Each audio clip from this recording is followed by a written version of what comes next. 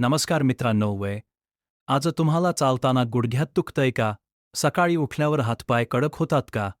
सांधेदुखी, अंगदुखी किंवा सतत थकवा जाणवतोय का? जर हो तर हा व्हिडिओ तुमच्यासाठी खूप महत्त्वाचा आहे.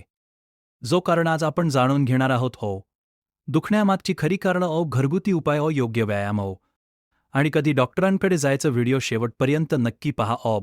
सांधे आणि गुडघे दुखण्यामागे अनेक कारणं असतात. सांधे जाम होतात, फायलीन कॅल्शियम व्हिटॅमिन डी ची कमतरता, पाचेते संधिवात, ओस्टिओआर्थरायटिस किंवा रुमटॉइड शेव, जास्त वेळ बसून काम करणं, ऑफिस जॉब, मोबाईल वापर, चुकीची बसण्याची व झोपण्याची पद्धत ही कारणं वेळेवर ओळखली नाहीत तर वेदना वाढत जातात. तयाने कारी पाडते आहे. लक्षणे. जर तुम्हाला ही लक्षणे दिसत असतील तर दुर्लक्ष करू नका.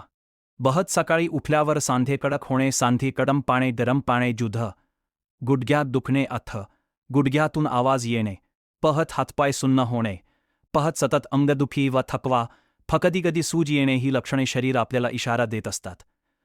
घरगुती उपाय. Home remedies. आता पाहूया घरच्या घरी करता येणारे सोपे पण प्रभावी उपाय. Home remedies. आता पाहूया घरच्या घरी करता येणारे सोपे पण प्रभावी उपाय. Home remedies. तिराजुध रात्र समावेश करा. हिरव्या पालेभाज्या, दूध, दही, डाळी, भाजी, बदाम, अक्रोड, दहे उपाय नियमित केल्यास नक्की फरक जाणवतो.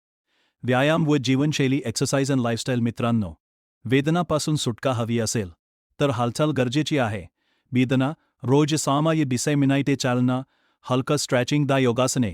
डॉक्टरांच्या सल्ल्याने बसून काम करत असाल तर दर 30 मिनिटांनी उठून हालचाल करा. जड वजन उचलू नका.